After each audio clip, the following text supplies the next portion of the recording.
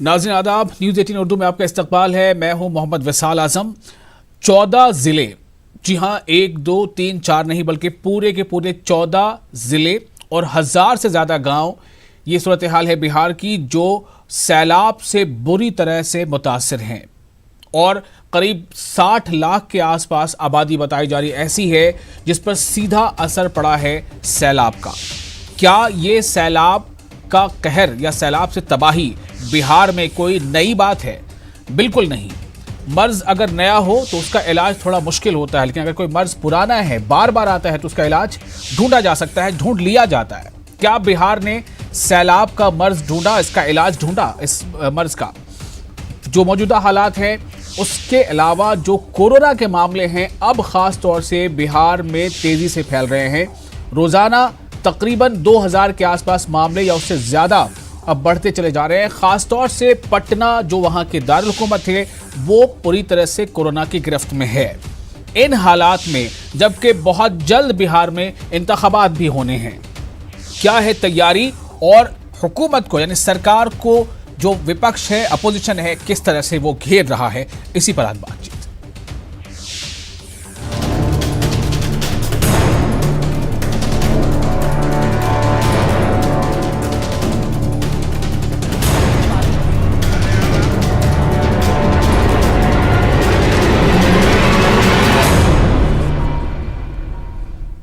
अभी हालिया एक रोजा जो इजलास हुआ था मॉनसून सेशन के तहत, उस इजलास में भी खास तौर से बिहार में सैलाब और बिहार में कोरोना का कहर, इस मौजू पर खासा बहस हुई और अपोजिशन पार्टियों में खास तौर से आरजेडी ने, तेजस्वी यादव ने इसको लेकर कई सवाल उठाए।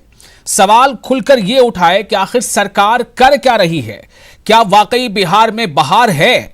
ये सवाल पूछा जा रहा है। जब ये गाना बिहार में चुनाव के दरमियान बहुत ज्यादा चला करता था कि बिहार में बहार है, नीतीश कुमार है, अपोजिशन बार बार ये सवाल पूछ रहा है कि क्या वाकई बिहार में बहार है? नीतीश कुमार तो हैं, लेकिन क्या बिहार में बहार है? और नीतीश कुमार की तरफ से भी जवाब दिया जा रहा है कि हमने पूरी तैयारी की है कोरोना और सैलाब ज़दा जो लोग हैं उनकी मदद के लिए। लेकिन सवाल ये है कि सच कौन बोल रहा है?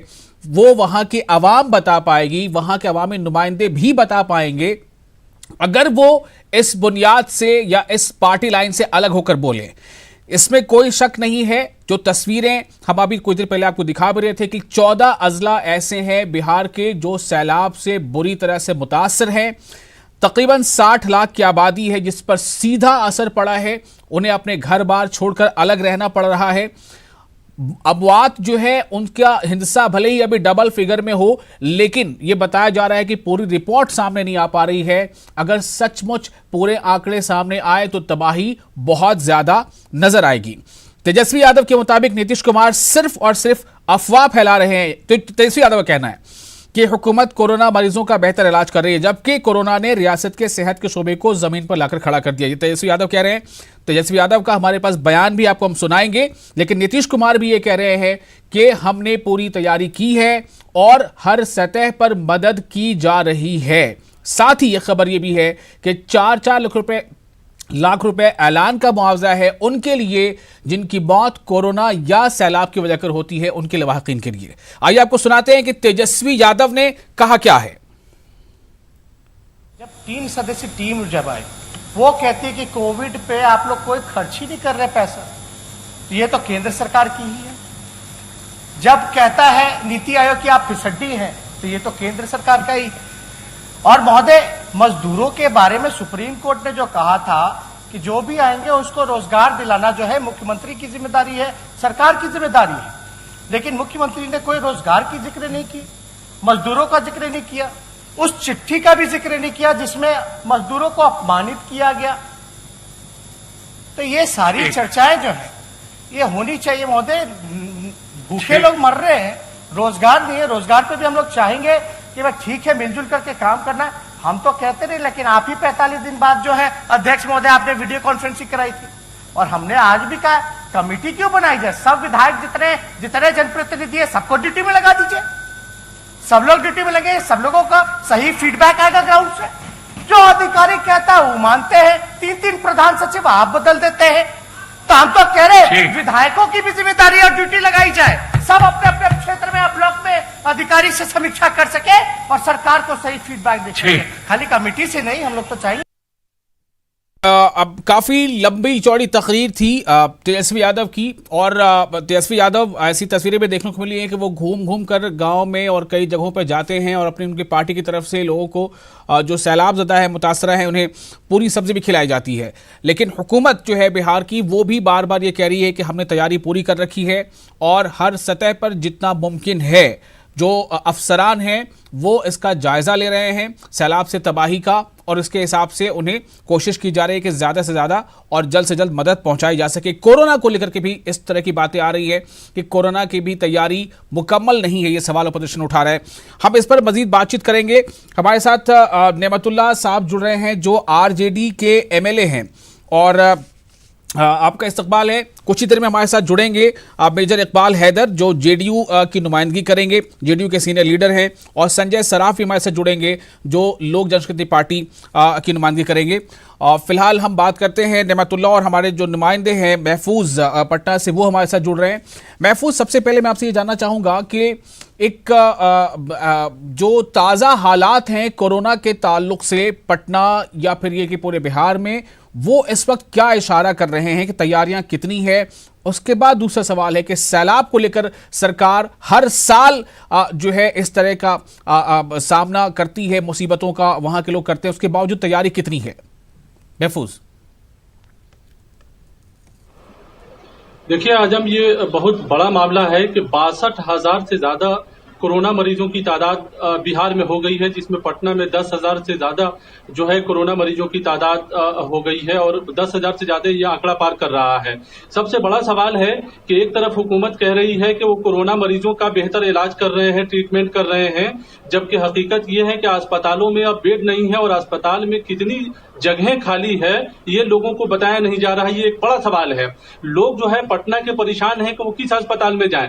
पटना एम्स को में इलाज हो रहा है कोरोना का, एनएमसीएच में हो रहा, पीएमसीएच में हो रहा है, लेकिन हालत ये है कि किसी भी अस्पताल में ये बात बताई नहीं जा रही है कि कितना बेड खाली है, जबकि लोगों के लिए ये जानना जरूरी है कि किस अस्पताल में कितना बेड खाली है, ताकि जिनको कोरोना के जो मुतासिर हो रहे हैं वो आसानी से जाकर वहां अपना इलाज करा सकें। तो हुकूमत की तरफ से ये डेटा रोज जारी होना चाहिए, जो कि हुकूमत नहीं कर रही है।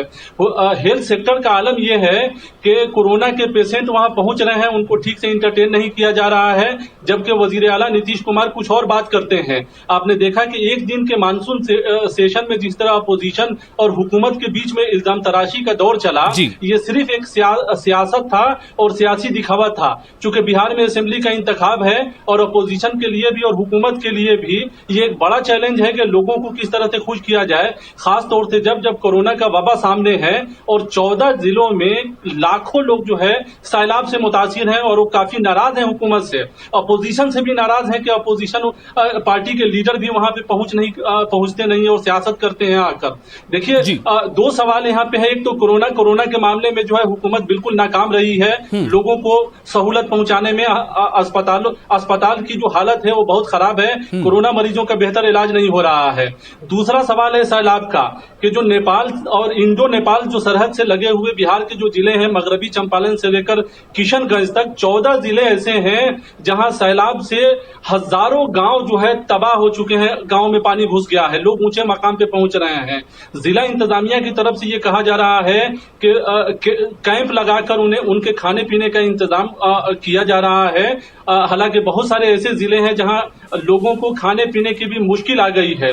वजीर आला ने यह कहा है कि 2.5 लाख लोगों से ज्यादा लोगों को, यानी 2.5 लाख खानदान को 6-6 हजार रुपया दिया गया है जो सैलाब मुतासरीन है उनकी मदद के नाम पर। और ये भी वजीर आला ने यकीन दहानी कराई है लोगों को कि जो आफत के शिकार हैं, कुदरती आफत के शिकार हैं, उनको जो है सूबे के खजाने पर उनका पहला हक है। और ये कहते हैं कि कोरोना के जो शिकार हैं, सैलाब से जो मुतासरीन लोग हैं, उनको मदद करेगी हुकूमत, हर मुमकिन मदद करेगी। वजीर आला ने यह भी कहा है कि ये समझ में नहीं आ रहा है कोरोना किसको हो रहा है और किसी को भी हो सकता है। ऐसे में जो लोग भी मुतासरा हैं उनकी मदद जो है हुकूमत अपने लेवल पे कर रही है। महकमे सेहत और जो महकमे आफात है, कुदरती आफात, ये दोनों डिपार्टमेंट मिलकर मदद करने की बात की जा रही है, जबकि अपोजिशन जो है काफी नाराज है हुकूमत से। जी, महफूज हमारे साथ नेमतुल्लाह साहब जुड़े हुए हैं और बाकी मेहमानों का इंतजार है। फिलहाल हम नेमतुल्लाह साहब से बात करेंगे। नेमतुल्लाह साहब, मैं ये जानना चाहता हूं कि सरकार पर आपने भी काफी लंबे अरसे तक वहां मतलब हुकूमत की है, आपकी पार्टी ने भी, और उसके बाद तकरीबन उतना ही अरसा अब नीतीश कुमार भी कर रहे हैं, लेकिन ये सैलाब की कहानी बार बार दोहराई जाती है।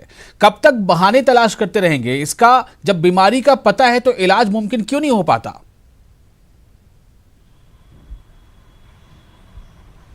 देखिए, ये एक इंटरनेशनल मामला है, नेशनल मामला है, नेशनल लेवल पर ये तय हो सकता है। ये हर साल नेपाल जो है वो पानी छोड़ता है, वहाँ बारिश होती है और पानी छोड़ता आपने है। अभी कहा कि इंटरनेशनल मामला है, उस इंटरनेशनल लेवल पे तय हो सकता है, बड़ी बड़ी बातें हो सकती हैं, हम फ्रांस से रफाल मंगा सकते हैं, तो क्या ये नेपाल से बातचीत नहीं हो सकती? ये कब तक आप लोग बचपन से सुनते आ रहे होंगे, आप लोगों को सुना रहे हैं कि नेपाल नेपाल नेपाल।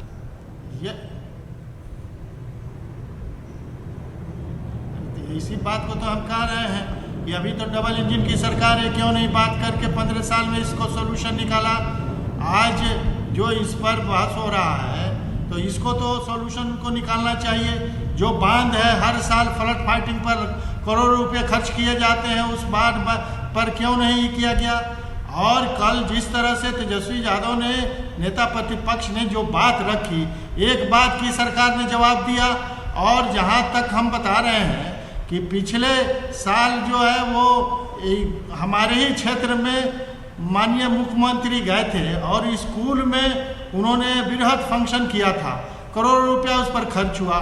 ठीक इस स्कूल के सामने ही बांध टूट गया, तो उस बांध पर नजर नहीं पड़ी इन लोगों की। हम लोग हर साल हर असेंबली से लेके और उनके समीक्षा बैठक में ये बात उठाते रहे हैं कि जो सारण बांध है, उस बांध की अगर मरम्मती आप नहीं कराइएगा ठीक से तो यही हालात पैदा होंगे। लेकिन उनके लीडरान तो कई बार आपका ही हवाला दे देते हैं, क्या आप पूछिए उनसे भी, जब वो सरकार में थे तो उन्होंने क्या किया? आज 54 लाख है। अरे भाई, अब 15 साल की बात आप कर रहे हैं, उस वक्त इस तरह से भयंकर किसी तरह की वबा नहीं आई थी, चाहे कोरोना की वबा हो या बाढ़। लेकिन जब ये फ्लड फाइटिंग अलग एक विभाग बना के करोड़ों रुपया खर्च करते हैं, वो पैसे कहाँ जाते हैं? आज इस बात को बताना चाहिए इनको। आज 54 लाख आबादी अफेक्टेड है बाढ़ के वजह से और कहीं कुछ नहीं है, राहत का काम नहीं चल रहा है, हर आदमी तबाह है। हमारे लोग, हम सब लोग मिलके जो भी है बाढ़ एरिया में घूम घूम के हर तरह से मदद कर रहे हैं। जो बंद पड़ रहा है, रेस्क्यू ऑपरेशन चला रहे हैं, किचन कम्युनिटी की बात करते हैं, 2 दिन चलता है, बंद हो जाता है पैसे के अभाव में। पैसा कहाँ चला जाता है पता नहीं चलता है। क्या आपको नहीं लग रहा है कि बिल्कुल ऐसा लगता है ऐसे तारीख दोहराई जा रही हो? जब आप हुकूमत में थे तब आपने भी हवाई दौरे किए, आपके भी बड़े नेताओं ने हेलीकॉप्टर से सर्वे किया और देखा कहाँ क्या तबाही है, कुछ जगहों पे कैंप लगा दिए गए, फिर वैसे ही मंजर अभी सामने है। दोहराई नहीं है इस चीज, नहीं उसमें उस वक्त तो बहुत वार लेवल पर राहत पहुंचाया जाता था, किसी को तकलीफ नहीं होती थी, लोग राहत महसूस करते थे। बाढ़ आती थी लेकिन बाढ़ से लोग इस तरह से परेशान नहीं होते थे जो आज के डेट में जिस तरह से परेशानी है बाढ़ की। और बाढ़ के आप बताइए, पहाड़ से आता है, पहाड़ी सांप आए हुए हैं, आज सांप काटने की दवा तक प्राथमिक स्वास्थ्य केंद्र में मौजूद नहीं है। तो ये तो हालात हैं बिहार सरकार के, जो ढिढोरा पोड़ते हैं कि सारा पैसा हम खर्च करते हैं, पहला हक बाढ़ पीड़ितों या उस मुसीबत ज़्यादा लोगों के लिए है, पहला हक खजाने पर है। लेकिन यही हक है कि कहाँ चला जाता है पैसा पता नहीं चलता है। 264 करोड़ का 29 दिन में उद्घाटन किया हुआ मुख्यमंत्री का अप्रोच बांध बह जाता है। ये भी क्या हम ही लोग का कसूर है क्या? ये चीज़ देखना चाहिए कि ये कम मटेरियल दे के अगर ठेकेदार काम कराता है तो ये पैसे कहाँ जाते हैं, किसके जेब में जाते हैं, ऊपर तक पहुँचता है पैसा। इसलिए अच्छा, पैसा ऊपर तक ये पहुंचता चीज है। नहीं है, ये पैसा का बंदरबाट हो रहा है। पैसा मतलब सही ऐसा जगह- ऐसा पैसा सही जगह हमेशा होता है नहीं क्या? खर्च हो रहा है। अरे ये तो पता देखिए लिए है कि 29 दिन के बाद से ये अप्रोच 264 करोड़ का वो उस पर खर्च होता है, बड़ी ताम झाम के साथ उसका उद्घाटन होता है और सुबह जाता है। तो इसमें कहीं ना कहीं घटिया मटेरियल लगाई गई है, तब ये ऐसी बात हुई है। और घटिया मटेरियल क्यों लगाता है जी ठेकेदार? इसलिए कि पैसा ऊपर भेजता होगा, तभी तो इस तरह की बात हुई। इसी तरह से घटिया मटेरियल लगा। इसलिए बिहार में जो स्थिति अभी बनी हुई है, हर इंसान तबाह है, परेशान है। और कोरोना का तो एक और महामारी है, ये आपदा इंटरनेशनल है, लेकिन यहाँ किसी तरह का सुविधा नहीं, किसी तरह का व्यवस्था नहीं। आप डिस्ट्रिक्ट में किसी तरह का, शहरों की हाल तो ये है कि यहाँ डॉक्टर नहीं है, डॉक्टर हैं तो उनको पीपीई किट्स नहीं है, जो डरते हैं कोरोना के पेशेंट अब को। देखिए क्या होता है, ये तो सालों दर साल मामला बढ़ता जाता है। डॉक्टर होने के लिए भी अस्पताल चाहिए। पता नहीं आपके 15 सालों में कितने अस्पताल बने, आपको याद होगा शायद अगर आप गिनाना चाहें तो, कि बड़े बड़े कितने अस्पताल आपके 15 सालों में बने थे या बनाए गए थे अलग जिलों में या फिर उसके बाद अनुमंडल में। महफूज, मैं आपके पास आ रहा हूं। मेरा सवाल ये है कि आरजेडी अभी अगर इख्तिदार में नहीं है तो वो सीधा इल्ज़ाम के भाई इख्तिदार में नीतीश कुमार है तो वो जवाब दें। ठीक है, वो इख्तिदार में वो जवाब देंगे, लेकिन क्या ये सैलाब का जो मामला है ये बिल्कुल ऐसा है कि इसका कोई इलाज नहीं है? इसके लिए कुछ कोशिश नहीं की जा सकती?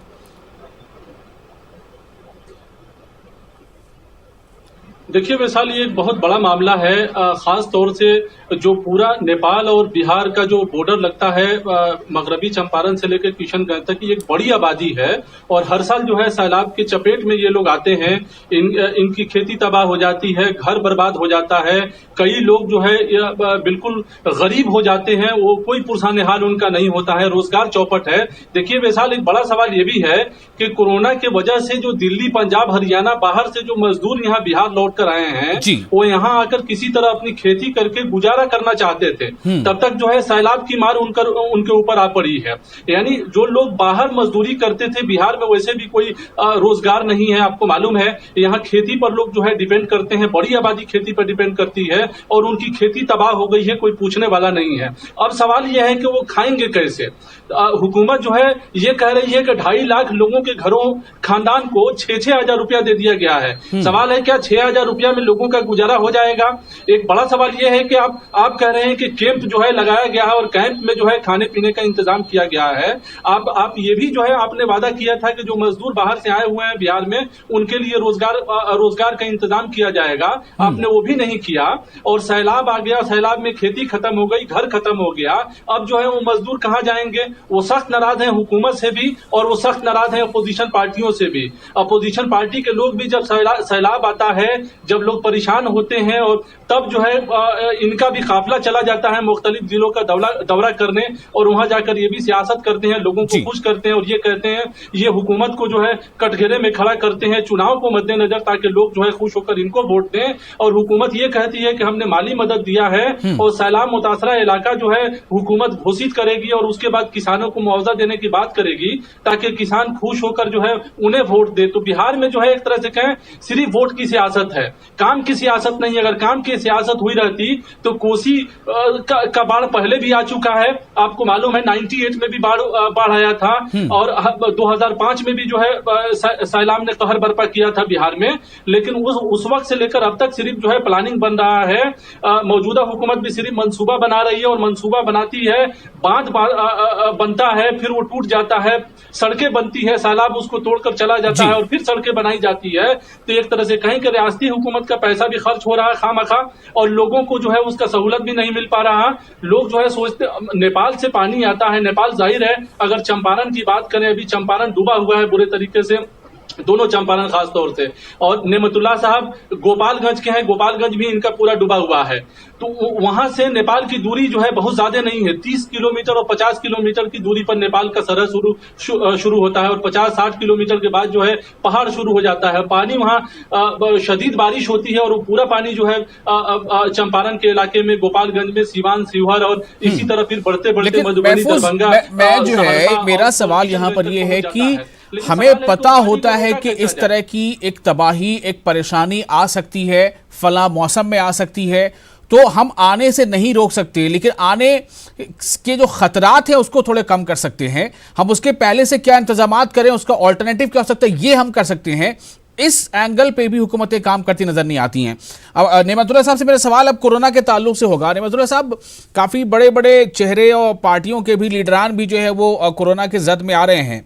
क्या आपको लग रहा है कि नीतीश कुमार ने जो है वो जो हुकूमत में अभी है उन्होंने इसको लेकर खासा तैयारी की, और अपोजिशन के नाते आपने भी इसको लेकर खासा दबाव बनाया कि हाँ इसकी तैयारी की जाए?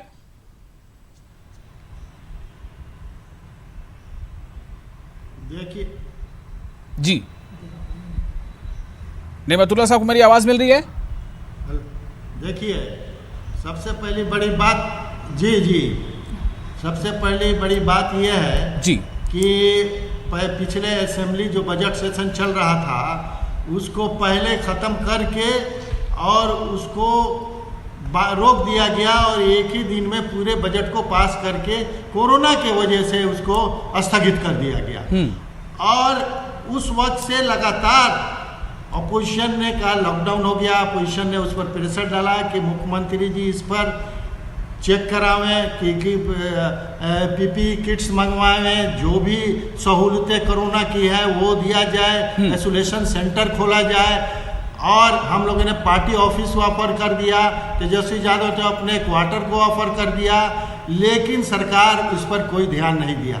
माननीय मुख्यमंत्री जी असेंबली में एक आदमी मास्क लगा के आया था तो उस पर वो कहे कि मास्क लगाने की क्या ज़रूरत है, लेकिन आज ये ज़रूरत पड़ गई कि हर इंसान को मास्क लगाना पड़ रहा है। और जिस तरह से बिहार में बढ़ रहा है एवरेज 2500 पर डे, अब देखिए कि पहली अगस्त को 35,000 करीब 3500 करीब कोरोना पेशेंट मिले। आखिर इतने बड़ी तादाद में जो कोरोना मुतासिर पाए जा रहे हैं, कितने इंतजामात हैं, कितने अस्पतालों में इंतजामात हैं इसको लेकर? आज 2400 क्या इंतजाम है? कोई इंतजाम नहीं है। आपको आप बता दें कि एक डिप्टी सेक्रेटरी रजक जी थे, वो घूमते रह गए कि उनको कहीं हॉस्पिटल में बेड मिले, सीट मिले। एम्स गए, पीएमसीएच गए, एनएमसीएच गए, लेकिन जगह नहीं मिली, वो डेथ कर गए। ये हाल है। ये एक एम्स को लोगों ने बनाया है, तो उसके बाद से उन्होंने कहा कि एनएमसीएच को भी बना दिया। और माननीय विधायक भी को टेस्ट होता है तो हफ्तों उसका रिपोर्ट नहीं आता है। इस तरह से बदनाम किया जाता था। आपको याद होगा कि कोरोना के लिए आपको यहाँ जो निजामुद्दीन में जमायती को बदनाम किया जाता था। आज जो बीजेपी के पार्टी ऑफिस में 36 पॉजिटिव निकल गए, उनके वर्कर निकल गए, मीटिंग कर रहे थे।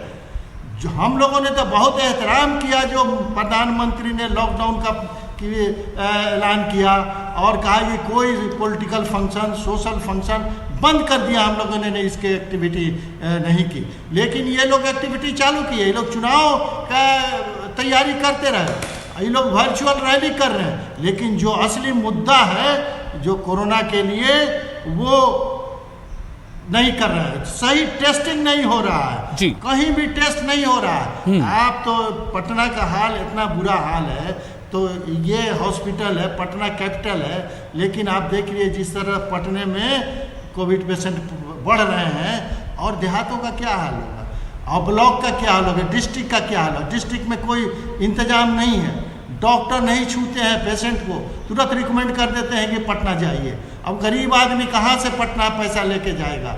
इसलिए गरीबों के लिए अब तो कम्युनिटी स्प्रेड हो रहा है ये कोरोना। तो कोरोना भयंकर होने जा रहा है। कल मुख्यमंत्री का भी बयान था कि पीक पर जाएगा अगस्त के आखिरी महीने में, ये पीक पर जाएगा, तो अब वो खुद हाथ ढीला कर दिए, पीक पर मतलब जाएगा। वजीर आला को एक अब अंदाजा सही तरह से था, टेस्टिंग नहीं हो लेकिन रहा है। शायद तैयारी नहीं सही थी तरह से जो आप टेस्टिंग कह रहे हैं। नहीं हो रहा है। महफूज, एक आखिरी आपसे कमेंट लेना चाहूंगा, ये सारे जो अलामात जो सारी दिख रही हैं, क्या लग रहा है, मतलब सारी परेशानियों को किनारे करके पार्टियां जो हैं वो सिर्फ इंतखाबात की अपनी तैयारी में जुटी हैं कि इंतखाबात पे पूरा फोकस है इसलिए इधर ध्यान नहीं है? देखिए विशाल, बिल्कुल सही बात है ये कि बिहार की जितनी भी पार्टियां हैं उसके सामने जो है बिहार का असेंबली इंतखाब है, और वो इंतखाब की तैयारी जो है अंदर से वो कर रही हैं। उनको कोई मतलब नहीं है कि कोरोना से आम लोगों को क्या हो रहा है, उनको कोई मतलब नहीं है कि लाखों लोग जो है सैलाब से मुतासिर हैं और उनको किस तरह से मदद पहुंचाई जाए, चाहे वो बिहार की हुकूमत हो या अपोजिशन पार्टी हो। तमाम सियासी लीडर के सामने अपनी अपनी जीत का बात है, और वो अपने अपने इलाकों में इसलिए भी घूम रहे हैं ताकि उनको वोट मिल सके और वो चुनाव जीतकर जो है बिहार के असेंबली में आ सके। तो कुल मिलाकर ये देखें कि पार्टियों के सामने चुनाव जीतने का और चुनाव जीतने के लिए उनकी सियासत जो है हो रही है। एक बड़ा सवाल यहाँ विशाल ये मैं बताना चाहूंगा कि महफूज, पटना हमारे में पास बहुत वक्त की जबरदस्त कमी तरीके है, से माजरत कोरोना चाहूंगा। फैल रहा है। और साथ ही हम नाज़रीन को ये बता दें कि हम हमारे साथ इस गुफ्तगू में जेडीयू से कोई शामिल नहीं हो पाया, हालांकि हमने पूरी कोशिश की, लेकिन किसी वजह से वो शामिल नहीं हो पाए, इसलिए हम उनकी तरफ से जो बातें हैं आप नहीं सुन पाए। बहरहाल बहुत बहुत शुक्रिया आप दोनों का इस खास प्रोग्राम में जुड़े रहने के। नाज़रीन, आपका भी शुक्रिया। आप बने रहे न्यूज़ 18 उर्दू के साथ। मुझे दीजिए इजाज़त। आदाब।